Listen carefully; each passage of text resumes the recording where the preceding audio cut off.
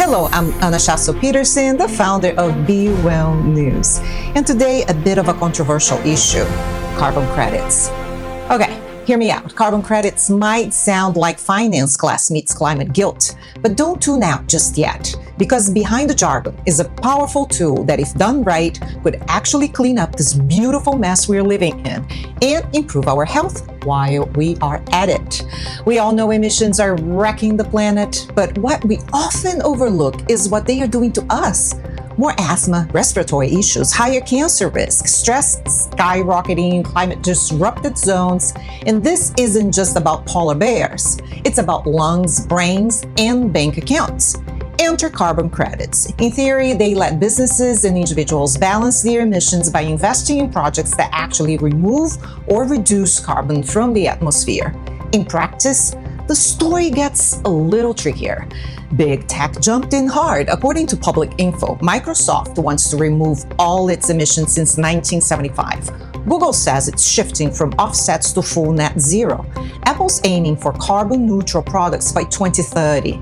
Sounds inspiring, right? But behind some of those headlines, especially in the voluntary carbon market, are projects that are, let's just say, a bit too creative. We are talking about forests that were already protected, land bought in the global south without involving the communities who live there.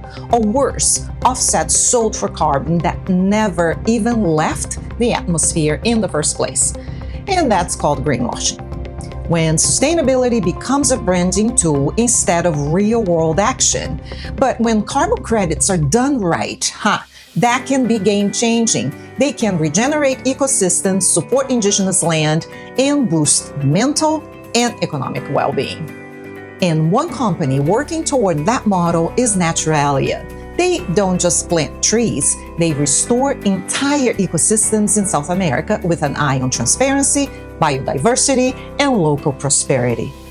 Andree Bedoya, CEO of Naturalia, joins us to unpack the tricky business of doing carbon credits right. Welcome, Andree. Great to have you here on Beewellnews. Hey, Anna. How you doing? Thank you so much for having me at Beewellnews. I'm glad to be here to answer some of your questions and shed some more light on Naturalia. So let's start with the basics. What is Naturalia? So Naturalia is a carbon exchange company. So what we do is essentially in layman terms is we grab land, we look at what opportunities it has. And if we see opportunities where we can increase the baseline of how much carbon emissions it can absorb, we jump on that project, we develop it. And what we do is we create a carbon credit. And the idea is for it to be sold for a company so that they can be net zero and then they can be sustainable for our environment. Amazing. But what is carbon liability? So carbon liability, back in 2005, the UN actually passed a policy where all countries had to be environmentally conscious, specifically companies. And so companies now have a threshold on how much emissions they have and they can create. And once they pass that threshold, they can be fined, they could be penalized. And so the liability of a carbon liability is that we are now holding companies accountable in order to find best practices to lower emissions. And if they can't, that they can offset those emissions by purchasing what we call a carbon credit. Very, very nice. So how can we speed up the net zero transition? So that's a little tricky. And the reason why, Anna, is because right now companies are looking at their operations. They're looking at how much emissions they're outputting. And that takes a lot of technology. And once they find how much emissions they're outputting, they look for the best practices on how to reduce those emissions. So a lot of companies are trying to go towards EV when it comes to transportation. And many other companies are trying different methods. For what we're doing in our company is we're offsetting these emissions by getting a land and creating projects that can absorb more metric tons of emissions, and that offsets the carbon emissions for these companies. And why carbon credits are such a tricky area to work with? So the reason why carbon credits are challenging is because we're working with a lot of variables. When we find a piece of land, we have to look for ownership. We have to look for what kind of regulations and policies that government has, and also working with these giant companies that register this piece of land. So we're looking at Veta, Gold Standard, Plan Vivo. These companies create the regulations and policies, and so we have to create and go through these stage gates in order to ensure that what we have provided and what projects we're creating is actually sustainable. Is it actually absorbing emissions and helping the environment? And that's what makes it a little bit challenging. That makes a lot of sense. But what exactly is carbon credit? So a carbon credit is, think of it as a piece of land. When you think about, let's talk about it in the sense of an acre. When you look at an acre and you look at how much plants and nature is in that land, well, we can create a baseline of how much emissions it's absorbing.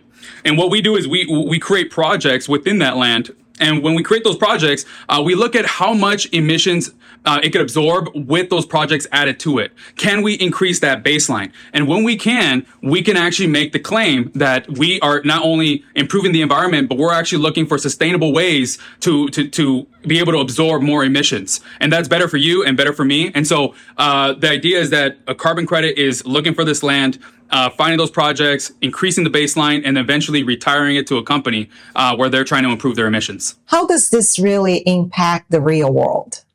So that impacts the real world because right now the environment, there's a lot going on in the environment right now. We're seeing places where there's a lot of degradation, lands that are deforestation, and places where we're seeing that the very things that are helping the environment are actually being taken away. Right. And there's some things we can't control, and there's obviously non-controllables, natural disasters that affect our environment. And so our job is to be able to help and improve the land that we have and make sure we take care of this planet. And we do it by creating these projects and looking at these carbon credits. What are the steps that landowners should take in order to get involved?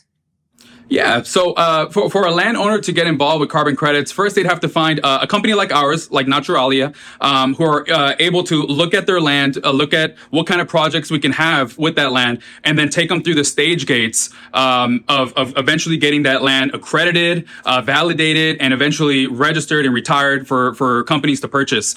And so that landowner would need to do a partnership with a company like mine in order to get it through those stage gates and get it to be what we call environmentally sustainable. And how do you plan on expanding? Yeah, so you know what? I like to think of it as working with our current customers, our current stakeholders, and making sure that we do right by those stakeholders by taking care of the community, by withholding our part in doing the projects that we committed. And I believe by doing so, word will spread, and we'll continue to look for more land and more opportunities where we can help out these landowners and we can help the world in a great way. Absolutely fantastic. And how do you avoid greenwashing? Yeah, so greenwashing is something that has developed more and more in the last decade. We are seeing that companies are starting to double down on these carbon credits and discovering that not all of them have integrity. That some of these pieces of land, these carbon credits, are not actually absorbing the amount of emissions, and the projects are not actually being committed to the community as it was projected. And so what happens is that it creates what we call greenwashing, right? And that's harmful for the planet. And so the way that we're preventing it is by going through the best companies in order to ensure that we are not only accredited, that we're validated, and that we're monitoring the land consistently to show that we are not only holding ourselves accountable, but showing integrity in the land that we provide as a carbon credit for our customers. And so working with the company like Vera and using the right methodology in order to make sure that the land is being taken care of and the projects are actually being completed is our way of ensuring that we are providing the best for our customers. But when we think of the future, how do we leverage sustainability and technology?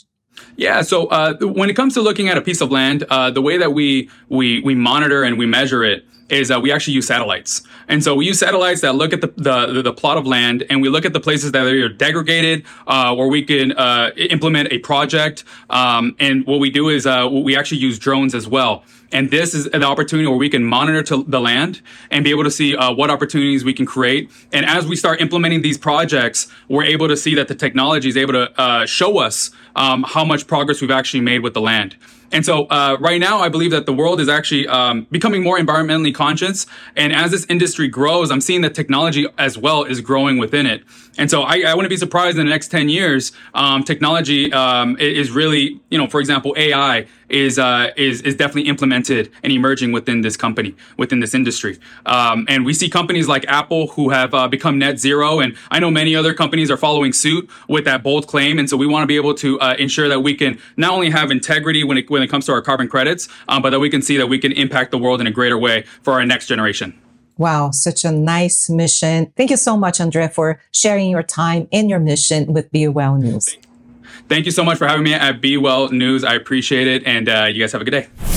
Climate change isn't abstract. It's very, very personal. It's showing up in our breath, our food, our stress, our sleep. But with real tools and real transparency, we can shift the story. Carbon credits aren't perfect, but if held to account, they can be part of the solution. Share your thoughts in the comments below and hit subscribe if you are into facts with heart. And so Beewellnews can keep going. And don't forget, be healthy and be well.